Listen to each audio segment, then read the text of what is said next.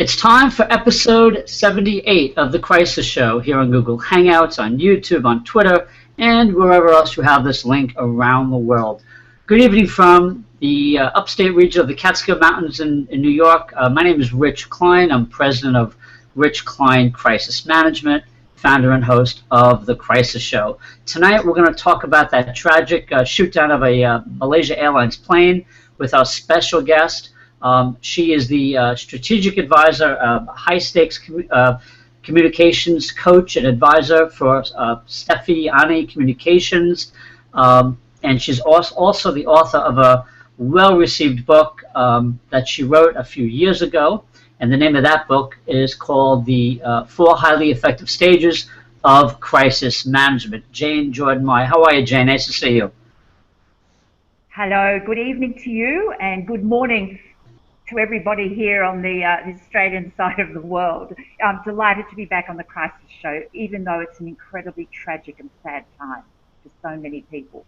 Yeah, absolutely. And that's why, of course, Jane, of course, you've been on the show many times. And, you know, when I think about topics for the week, and I very often, just for our viewers' benefit, I think of these things very, late in the game. I try to make the show about breaking news, and of course it's been such a horribly busy week in the world of crisis management and world crises. But what we want to talk about tonight, we want to focus in on the role of really the Australian government in its leadership role at the United Nations and beyond in getting this Security Council resolution that moved things along to get the remains back of the victims, and make sure that things were done correctly, that the investigators can get access to the scene even though it was late. So Jane, talk to me a little bit about, from where you're sitting, about your government's role and if this, how this helps the reputation of the Australian government in terms of its standing in the world, if you will.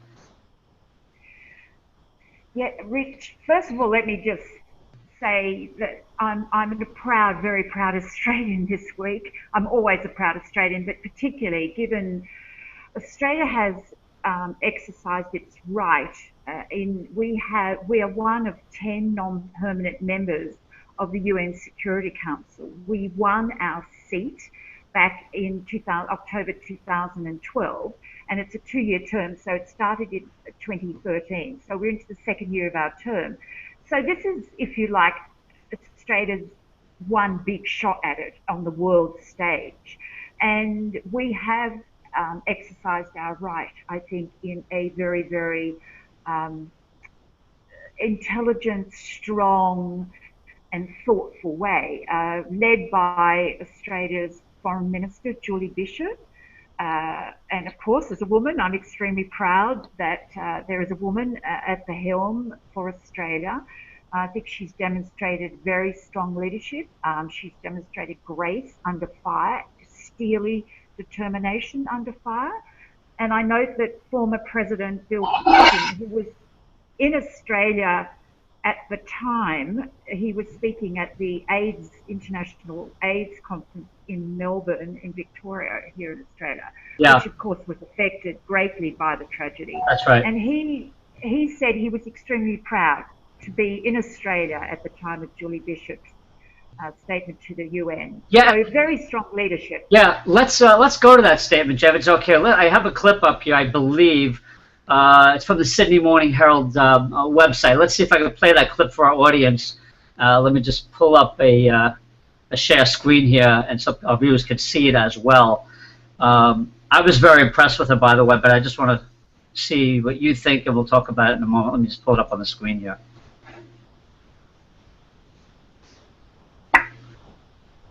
The volume control back up. The Russian ambassador warns fellow members not to jump to conclusions. You know, I think that's the wrong clip, but let me see if I could find it. Kiev, operations in the east of this is the lead-in piece, obviously. Russia's full. Well, we haven't seen. In cooperation from Yeah, it was labeled as the clip from the UN. I got to find the actual clip of her speech. Let me look again, one of the plays.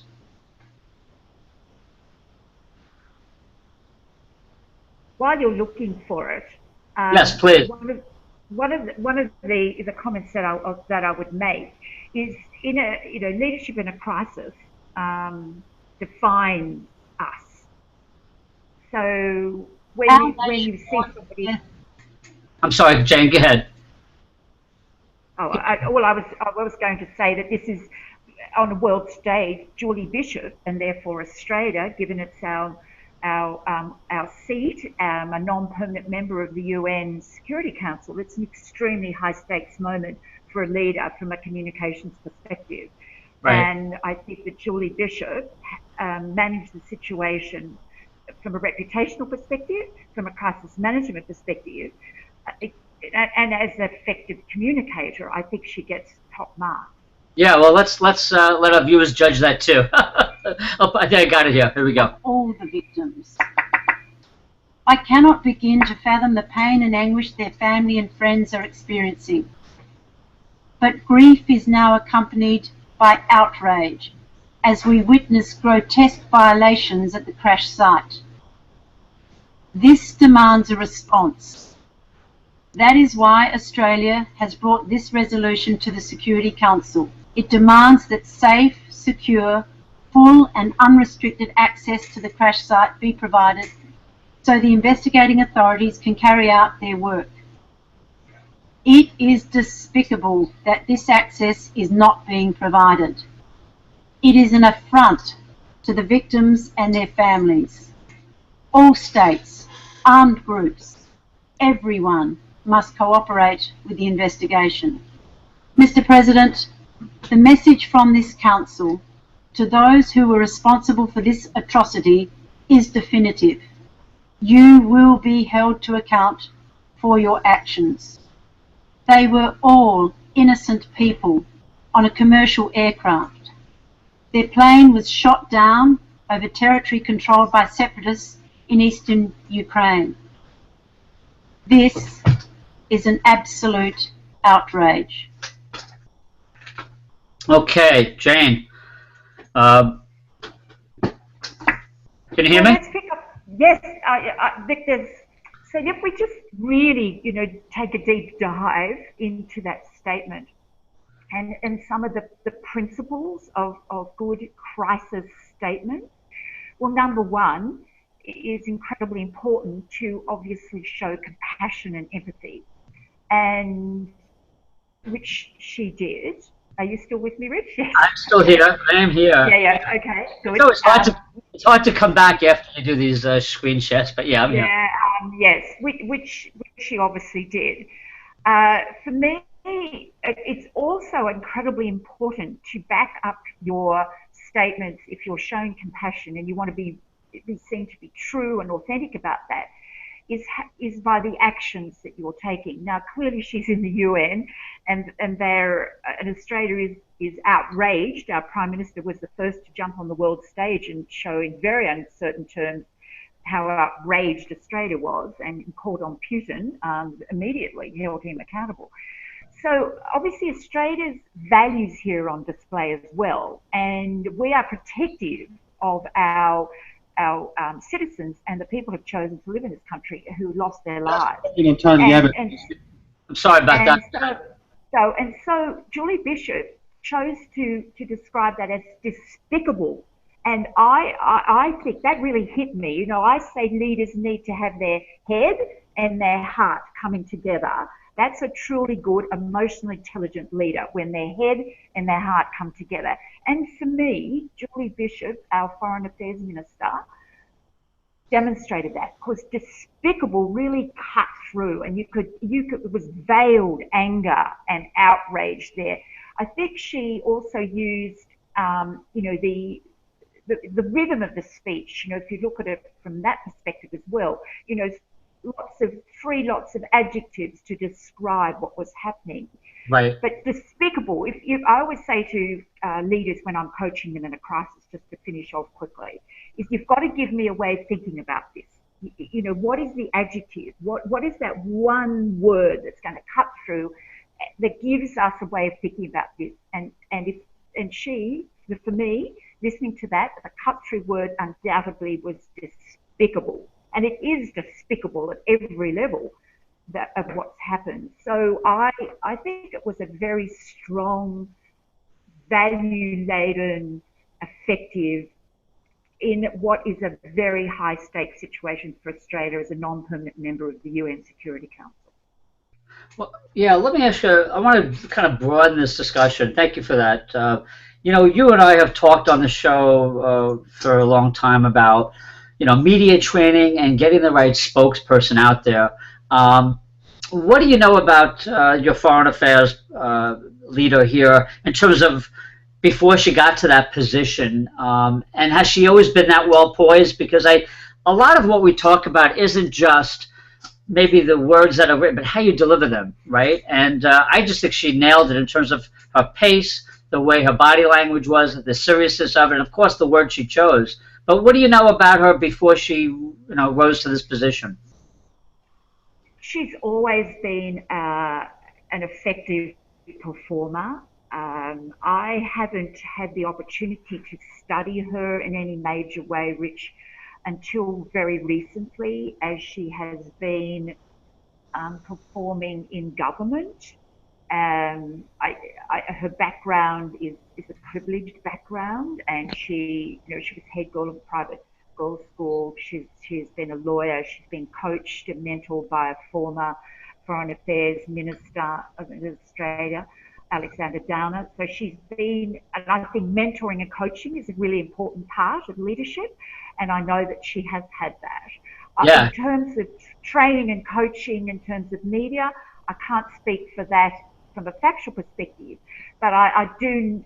But the fact that she is the only female, sadly, she's the only female in a very male-dominated cabinet in our new Australian government. So, you know, if you like, she's one of the boys from that perspective, but she's very feminine. I think her authentic leadership in terms of being a woman, she dresses superbly, she looks the part. I think she walks the talk, and is my impression. I must say that I have welcomed the opportunity to be able to study her as a leader, and I think that, you know, she's been strong. Now, we talked in the green room a little bit about Tony Abbott and a clip that you sent me. Do you want me to play the clip, and maybe you could set it up for us about his role? Go ahead. Yes. Set it up, and then we'll play it. Yes. So Tony Abbott is the Prime Minister of Australia, so he leads our government. He's elected. So he came out. He was the first world leader to actually speak on the world stage after that tragic loss of the MH17. And he was strong. He was the sternest and the firmest in leadership. And perhaps some people could say that was risky from a diplomatic perspective. Listening to a lot of commentators and analysts over the last few days, Rich, I think that the common reaction now, or the sort of consensus, if you like, is that yes, it was appropriate. He went out very strong, and he's now tempered it because it needs to be tempered. It's moving into a different diplomatic stage, and it'd be fair to say that he's not been a particularly popular Prime Minister. So I think it's interesting to listen to this clip, and as from 2GB here in Australia, it's a very conservative talkback radio station and would typically be supportive of this Conservative government in any case. But I think it's interesting if we listen to a little bit of this clip about, I think it sums up what probably people are thinking about the Prime Minister at the moment. Okay, this is about almost 3-minute clip, so we'll give it a start. If you want me to stop, you let me know. Yeah. Just to comment on Tony Abbott and his handling of the tragedy involving Malaysia Airlines Flight 17, further to what I said on Friday of last week, our Prime Minister has been outstanding handling the crisis of MH17. As much as we go out of our way to avoid problems in life, the reality is they often find us and they often define us. And Tony Abbott has played a blinder, compassionate, intelligent, and most importantly, strong. In fact, he's been the strongest world leader in response to Russia, and he was the first to call them out for being responsible. Tony Abbott's the type of bloke you want in the trenches when you're in trouble. Rock bloody solid. Okay, Rich, let's remind me what leadership looks like. Leave it remember Friday morning, he was the first to step out. Okay, go ahead. So, just a couple of comments. Of course, you know, this is a very parochial radio station here, very much on the side of the current, you know, Conservative government. So I think we have to put that into perspective, you know, a bit like the Glenn Becks of this world. But needless to say, I think a couple of things that come out of that for me is that problems find us and define us. And that's what this is about from an Australian perspective. And it's been interesting to see Australia take the leadership here before the Netherlands did, before America did, before any of the big world powers did. Right. And we have 30, tragically, Australia has lost up to 39 people on that plane. Shocking and sad for all those families. We weren't, but to put it in perspective, we weren't the country that lost the most people. That is the Netherlands. Yes, of course. Yeah, yet Australia, so again, it comes back to leadership in a crisis, and what a crisis is often all about, which, as we've discussed before, your values are on display. And, you know, Tony Abbott is a particular type of man, and you know, wants to demonstrate strong leadership, and he's taken the opportunity to do so, and, you know, if you like, throw out there and put it. I think the biggest risk here, and I think that's in any crisis, is the finger-pointing blame game. And the risk here is that, and diplomatically, that's why we need a very strong foreign affairs minister and somebody like Julie Bishop out there, because she's actually got to pave the way diplomatically after her leader makes very, very strong statements and points the finger at Putin. Now, that's a very high-risk thing to do, because we actually still get the resolution passed, by the way. That was that's right. Right? To have that strong language and still get it passed. I have to go back into the chronology how that worked. I'd be very interested to read some of the later stories about that. Yeah. Yeah. Well, so we were pointing the finger at Putin, and we needed Russia. It was a unanimous resolution at the UN, and we needed Russia, and Russia put up their hands and went yes. So it's I think it's an interesting case study, and it'll be interesting to look back over time, you know, how it all pans out. Yeah. Well, I'd like to turn the discussion now to how Malaysia Airlines has handled this. Of course, as we all know, gosh, I mean, two crises in a few months. You know, obviously the first one, the lost airliner, which is still being searched for, and then this. You had talked to me earlier in our preview of the show before we went live about a PR Week article about this and some of the commentary. Maybe you could, for our viewers' benefit, you could talk to me a little bit about some of your thoughts about how the airline started to handle this, and I'll chime in as well. Social media, of course, is huge today. I mean, I know you're very big on it's all media, and I agree with you. You know, we have this converged media, the traditional and mainstream, you know, joining forces with the so-called new social media. So if you just, however, and I think I want to just dive into Twitter here, because Twitter is the breaking news site. I mean, that really is, if you like, a police scanner. You know, you'll get it all there, raw, factual, speculation, supposition. It all happens on Twitter. What I found really interesting, Rich, is that Malaysian Airlines, and they're under advice, they have retained Ketchen, I think, as their PR company of record now. I'm pretty sure it's Ketchen who's advising them. I didn't know that. Interesting. Yeah, they have. I think they've been there for a little while. Yeah, I think so. So whether it was under advice or whether Malaysian Airlines decided to do it themselves, I'm not in the war room, so I don't know. But right. Twitter was the preferred medium. I find that extremely interesting, that Malaysian Airlines' first announcement was on Twitter. Right, So about the lost plane. Let's just go back to that. Let's just, if you don't mind, I'd like to just go back to the chronology. I think this was for our viewers to see how they did this. And it does seem to me that they've done a better job with this crisis than the previous one, which is probably why they retained a PR firm here, to do that. Let's just go back to the incident. So yes, so they first tweeted. So it was Malaysian Airlines who got out in front of the story, if you like. To use an old-fashioned term, Rich, we're of the age and stage in our career that we know what get out in front of a story means. There it is. And so they chose Twitter. Yeah. So the first tweet. Yeah, I'm sorry. Go ahead, Jane. I couldn't hear you for a second. No.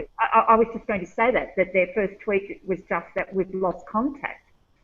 So I guess it's interesting, isn't it, Rich? What do you think? Yeah, it is interesting. I did want to hone in on this for a minute, Jane. It's fascinating the world we live in. Twitter is the breaking news site, breaking news media, if you will, today. What do you think of this actual tweet in terms of, is it too little? Is it just right? Is it not enough? What was your reaction to this language, this 140 characters, I guess? This is a really interesting one. Look, I think one of the golden rules in crisis communication, effective crisis management, is only talk about what you know. Exactly. Never ever speculate. Be factual. And you can say, and never. I recognise, I'm not. So it is factual. At this stage, we don't know that the jet has gone down. Timing wise, I don't think we know that the jet has been shot down, nor that obviously, nearly 3. What is your third prong of your crisis communication? Right. I don't know, but it's the engagement. If you're going out on Twitter, you have to therefore continue on Twitter. It has to be live tweeting as you make decisions. It's live tweeting. If you take a feather of good practice from Boston, the other huge tragedy in recent years with the Boston bombings, at the marathon, the Boston Marathon, we had live tweeting from the Commissioner of Police. Now, that is a very good use of Twitter and the medium of Twitter because it's breaking news. So it's live tweeting. I think that Malaysian Airlines were halfway. They weren't fully in it. And so it wasn't fully embracing the technology and how to use Twitter in a news-breaking way. I would have been more inclined to have used it as a push out and pull into the website. Yeah. Interestingly enough, Jen, it seems they're trying to use different channels, but there's no consistency. They tweeted initially about the lost plane, and then they go here, to the media, click on, then they tweeted out about the media statement, which takes you not to their website, but right to their Facebook page, which was interesting. I would have taken it back to the website, as you said, I think. So then they did this, and then what they did was, let me just pull out for a second here, get back to myself. They then went to YouTube. 5 days later, by the way, the CEO of Malaysia Airlines, the kind of statement that you and I talk about that really should have been out, in the first 24 hours, I think, if not earlier. He did a YouTube video. I'm going to play that if I can find it here. I had it up here before. It was a very short one. Here we go. Let me play this for you. There were actually two statements. One was from a director of operations, and then the second one was from the CEO. But let's play the CEO one first. So if I could pull that up here.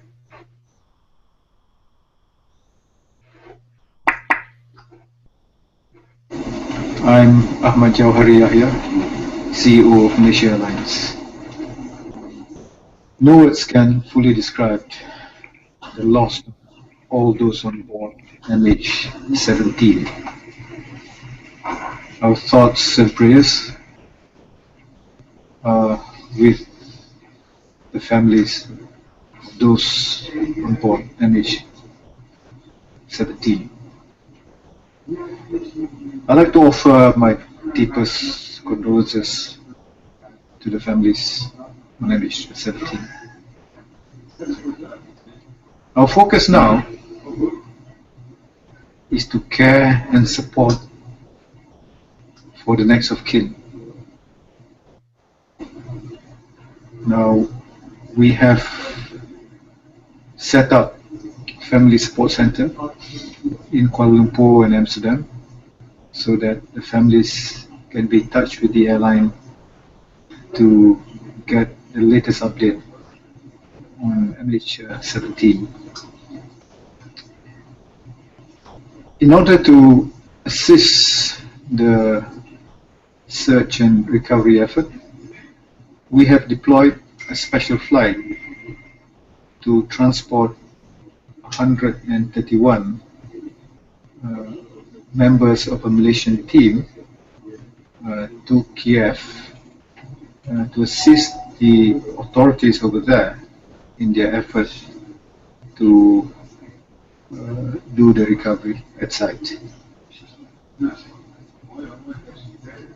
Now, we will fully collaborate with the authorities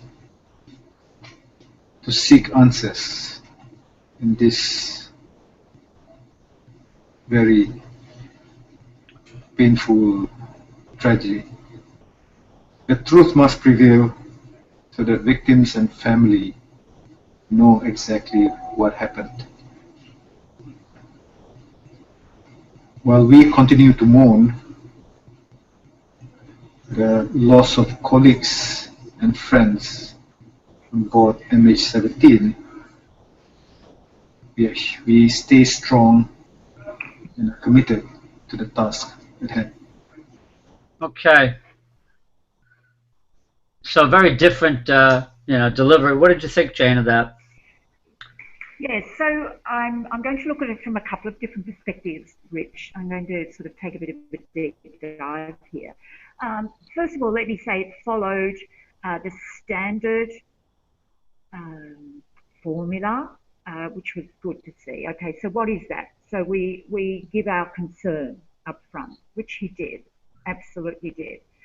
And the pace is interesting because, again, as I was saying, it's the tone and how you look will determine whether we're going to believe you or not. So, we have a different culture here. There's also the language barrier.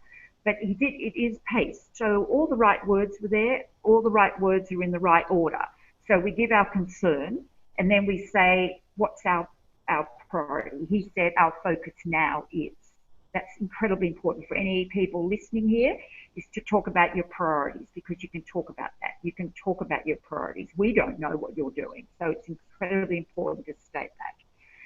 And then he went into the actions they've taken. Again, how do we know that you are concerned? How do we believe you? Well, it's your tone, but also by the words used. He said things like, we have set up Family Support Centre where they can get the latest updates. We have a special flight of 131, that's a lot of people, members of the Malaysian team. He also said we're fully cooperating. He also said, which we expect somebody of a CEO to say things like, we want answers, to this very painful. The truth must prevail to exactly what happened. Now, so technically, structurally, it was almost textbook. I know what you're going to say next. Yeah. It was, I think, and staying strong and committed. I think it was extreme. For me, I felt his pain. I thought it was a very painful, slow delivery, and he may have been coached that way. I don't know. Maybe he starts his pain coming through. There wasn't a standout word for me, like with Julie Bishop. Give me a way of thinking about this, and she said despicable, and you just got that every ounce of her being was thinking, believing that despicable act. Yeah.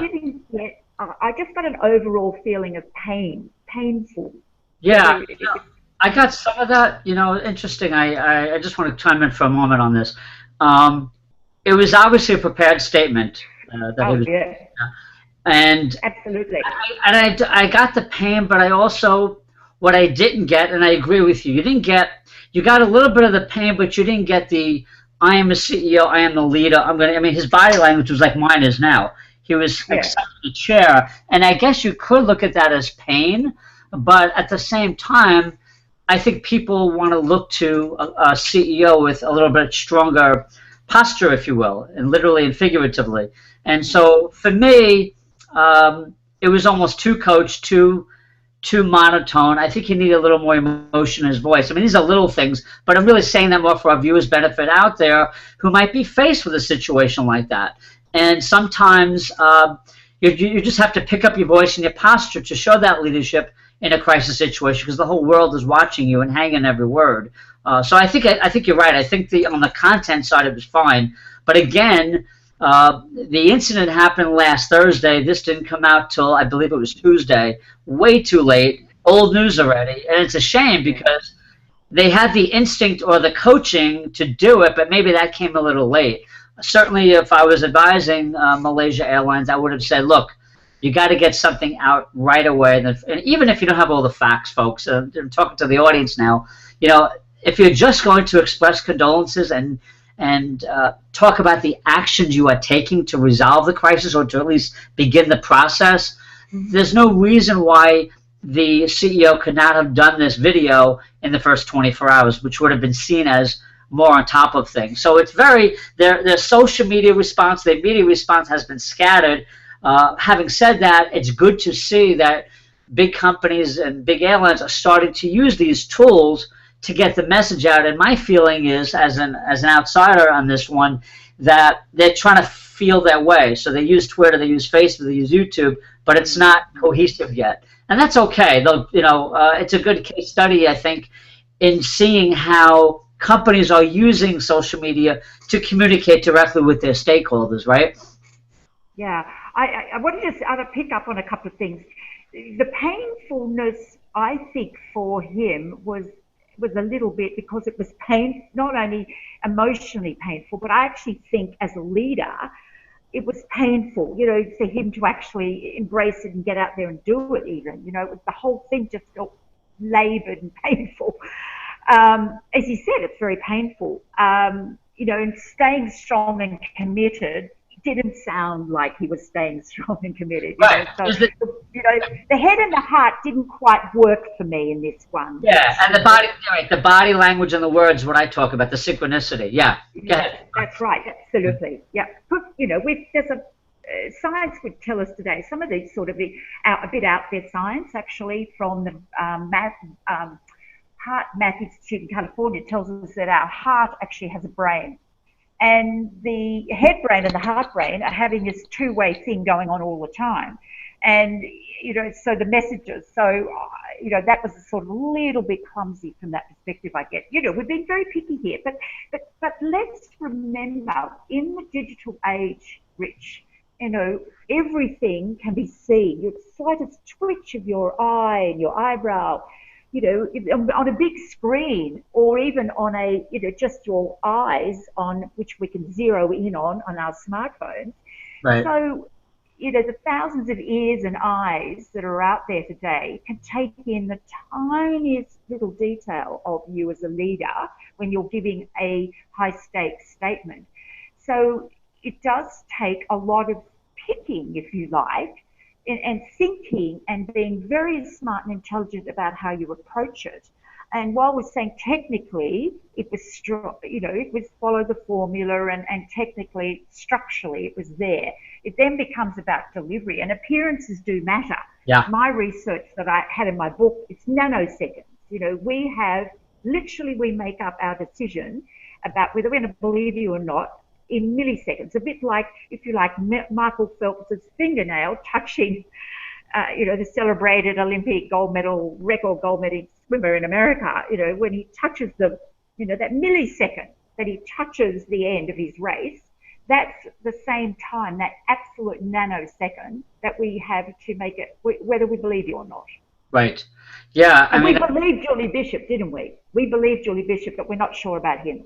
Yeah, and I think it goes to a broader point for our viewers that, whether you're a CEO or a small business owner, a leader of a president of a university or a nonprofit, this is, crisis communications training 101. You really need to make sure that, because look, obviously, you run an airline, this is your worst nightmare, obviously, but it's not just CEOs of airlines that have to think about this. No matter what business you're in, you're going to face some kind of crisis. It may not be of this magnitude, but it could be close. And you have to be ready to not just have that prepared statement, which you and I talk about all the time, and my other guests, about getting ahead of the curve and drafting template statements, getting the media training, but working on that delivery, whether it's your CEO or director of operations or your vice president who's going to be out there. And it used to be in our old days, Jane, you'd be in front of a podium and you'd have the print media and the radio mics there, and but people didn't always see you. It wasn't always like this. So I credit Malaysia Airlines for using YouTube as a channel to get the message out. That was smart. Whether they thought about that independently or advised, it doesn't matter. They did it. You got to do it sooner. But before you do it, you got to make sure the CEO or anybody else you're going to put out there has the proper media training. And this is easy to do, folks, because you can write down right now on the legal pad, the yellow pad, the iPad, the iPhone, write down the list of scenarios that are going to face your business, that are going to face your industry, and start rehearsing how to handle those when it happens. This was obviously a person who was, prodded, pushed, forced in front of the camera to do this. He wasn't comfortable doing it, and it's a good lesson for people to get ready for these things. They're going to happen. Yeah, gosh, I feel the pain for Malaysian Airlines. Oh. To lose 2 planes, it's just horrible for them. To lose 2 planes in the space of 4 months, it begs the question whether they'll survive reputationally as much as operationally. I mean, they're loss-making on their international routes, and I've had lots of conversations about this, Rich, because I'm based in the country. I'm in the Upper Hunter Valley here in north of Sydney in horse country, and it's my home now. And I go to Sydney for work and clients and training.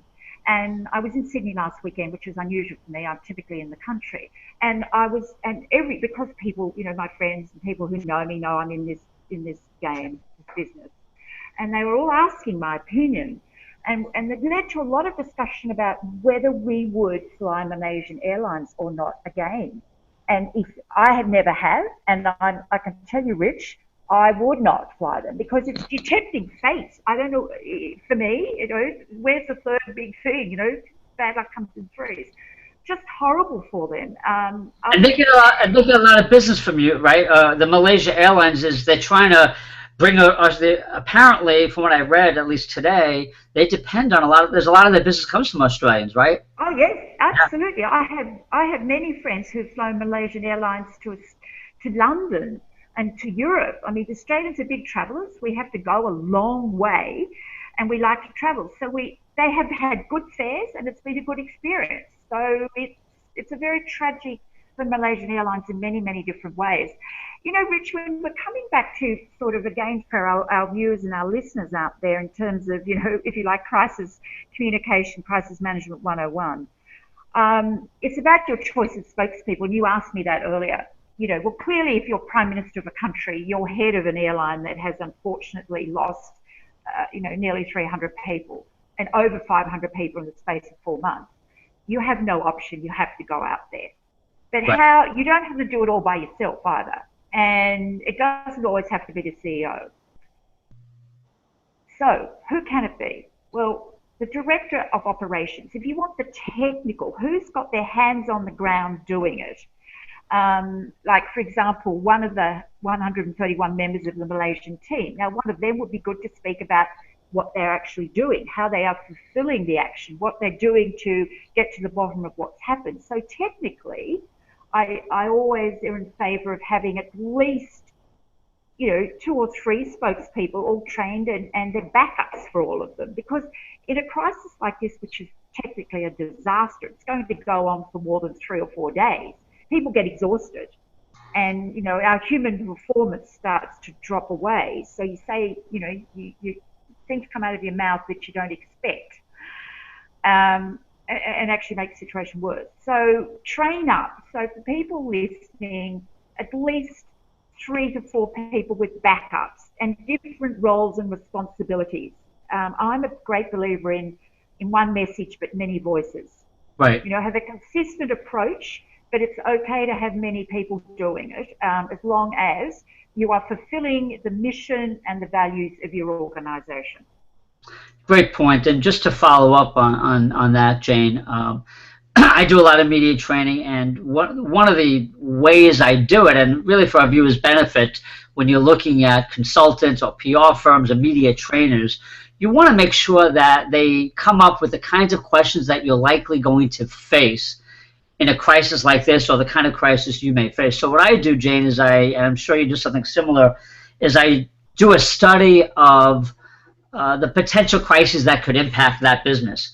And then I go through the biographies of the people I'm going to be media training and give them, hardball surprise questions that they're not expecting, and just fire away as if it's a news conference and see how they handle them. We record that, and then we do an audit of how they perform so they can learn from it, and then we try to improve it. That's the short story. But that's really the way, for those of you out there who are thinking about getting media training, you want people who are going to do a good study of your business or your organization, and who can customize these surprise questions so you can think on your feet. I think that's really important today because, hey, you got to do that. You got to be able to respond quickly. The other point I would make in this broader discussion about social media and crisis management, Jane, is that what I have seen, and I think you have seen as well around the world and in crisis situations, is you'll have somebody handling your social media who's really not connected to, let's say, the public affairs or the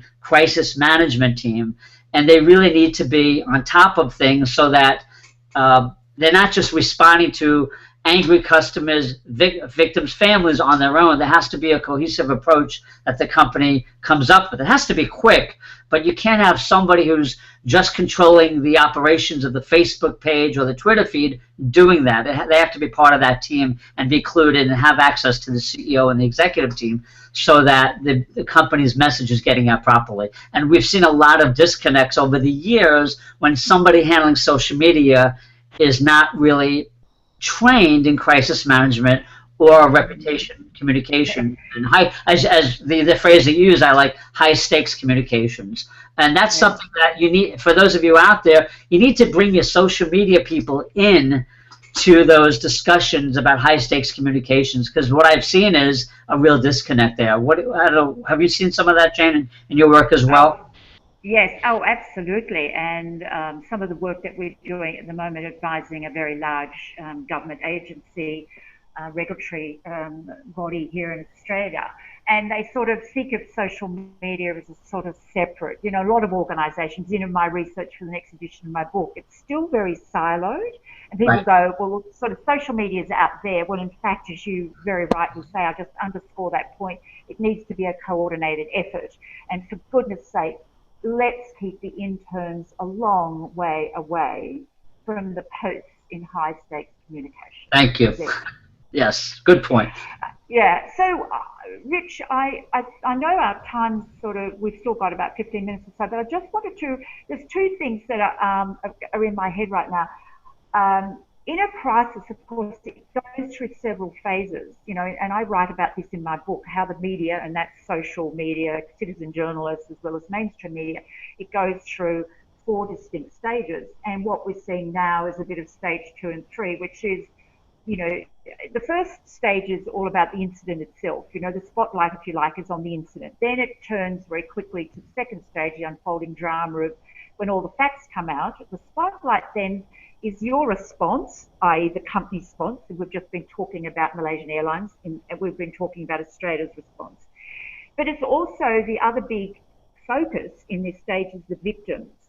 Yes. And of course, there's 2 things I want to say. There's a statement that has caught world attention that has been released by the Maslin family in Perth, who tragically lost grandfather and 3 children. Incidentally, they sent the grandfather home with the 3 children so they could start school early. Oh my goodness me, I cannot imagine what those parents are going through. Yeah, horrible. So the victim statements, there you are, you're an ordinary everyday human being. We are all ordinary day every human beings. But as the radio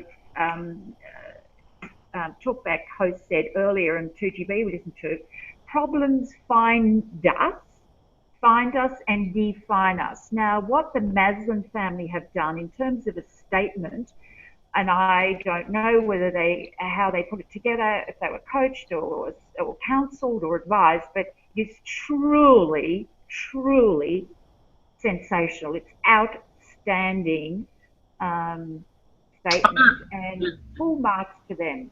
Yeah, let me read it because I have it up here. And I think it's a good way to close. And of course, you know, from the Crisis Show, we do a lot of shows like this, and our hearts and prayers go out to these people and everybody who's been affected by this tragedy. But let me read the statement from Anthony Maslin and Rin Norris, and I'll try to read it slowly so everybody can understand me. And we'll also post it on the website as along with the video. A message to the soldiers in the Ukraine, the politicians, the media, our friends and family. Our pain is intense and relentless. We live in a hell beyond hell. Our babies are not here with us. We need to live with this act of horror every day and every moment for the rest of our lives. No one deserves what we are going through. Not even the people who shot our whole family out of the sky. No hate in the world is as strong as the love we have for our children. For Mo, for Evie, for Otis. Or Evie, I'm not sure the pronunciation. No hate in the world is as strong as the love we have for Granddad Nick. No hate in the world is as strong as the love we have for each other. This is a revelation that gives us some comfort. We would ask everyone to remember this when you are making any decisions that affect us and the other victims of this horror. So far, every moment since we arrived home, we've been surrounded by family and friends. We desperately pray that this continues because this expression of love is what is keeping us alive. We want to continue to know about your lives, all the good and all the bad. We no longer have lives that we want to live by ourselves. So we'd like to take the chance to thank everyone, all our incredible friends, family, and communities, and to tell you all that we love you very much. We would also like to thank the people at DFAT, the local coordinator Claire, and most sincerely Diana and Adrian from The Hague, without whom we would not be here. We ask the media to respect the privacy of our family and friends. Pain is not a story. Yours truly, Anthony Maslin and Marie Norris. My gosh, what a statement that was. Unbelievable, powerful, and a great message for all of us, certainly, with everything going on in the world today. Beautiful. Absolutely beautiful. I got goosebumps listening to you. It just makes my heart just, it's incredibly sad time. Yeah. Unbelievably sad time. And I just can't imagine how everybody's feeling. I just can't imagine, other than it must be just incredibly hard and difficult. But wow, what a powerful statement. Yeah. And there is a Prime Minister, again, a man of, you are judged by your actions as much, more than anything else. And I can only imagine what it must be like for our Prime Minister, Tony Abbott, who is calling every single member of the families, up to 39 Australians were lost, and some of those are members of the same family as we've just heard from the Maslin Norris family. But he's calling them, and he is very aware that he may be intruding into a very private, tragic, painful time where they don't want to actually hear from the Prime Minister or the leader for whatever reason. And he said that, he's publicly said, and I know, and I will fully respect that people may not want to speak with me, but I'm here. I'm your Prime Minister, and I want you to know we care about you, and we're doing everything we can for you. And that impressed me, actually, Rich. That actually did. I'm not sure how I would feel, other than I'm feeling incredibly, somber right now. Yeah, we all are. Yeah. So I guess we could wrap up with that. I think it's I think we covered a lot of the bases we wanted to cover on this. Is there anything you wanted to add before we wrap up, Jane? Oh, just in case if people are wondering, I suppose very technically, DFAT stands for Department of Foreign Affairs and Trade. Department of Foreign Affairs and Trade. That's the government department that Julie Bishop, the Minister for Foreign Affairs here in Australia, has responsibility for. And DFAT have done a superb job with this too. It's been a huge coordinated effort from a lot of people around the world. So let's just hope and pray, Rich, for the families, in honour of all the families who have tragically lost their loved ones in MH17, that the next stage of this disaster is handled with respect and honour of the people who have lost their lives, and that the UN resolution sponsored by Australia is actually implemented in a way that is honourable. Yeah, good point. It'll be very interesting to see because so much of what happens in Europe depends on Russia and vice versa. There's a lot of obviously international commerce, so it'll be interesting to see what other leaders say in coming weeks and months, publicly and privately, about their relationship with Russia in this instance, and see where this investigation leads. Of course, there were 2 more planes shot down today, which just adds more to the somberness. And apparently the pilot's ejected, but that's all I heard. But again, we're in a very volatile situation in that region of the world. And I think one of the other things I read today, Jane, is, you know, the here in the United States, because there are missiles that can be used to shoot down commercial airlines, there's a lot of security concerns with airlines around the world, not just here, but also with what's happening in Israel and Gaza as well. With missiles.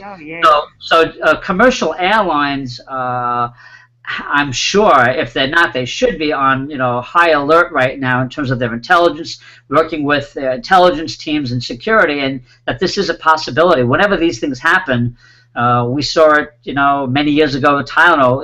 They're great examples. As horrible as they are, they teach us lessons in leadership and how to handle a crisis situation effectively. So we hope this one will too. Certainly be a lesson for others as well. For those of you who want to tweet about the show, please use hashtag The Crisis Show. You can watch this episode, and this is our 78th episode. We've been going at this since June 2012. Please use www.thecrisisshow.com for past episodes and show notes, including this one. And you'll also see Jane as well on some of those previous episodes, so you can search for her name. Jane, thank you so much for your time. I appreciate you getting up early in Australia to be with us.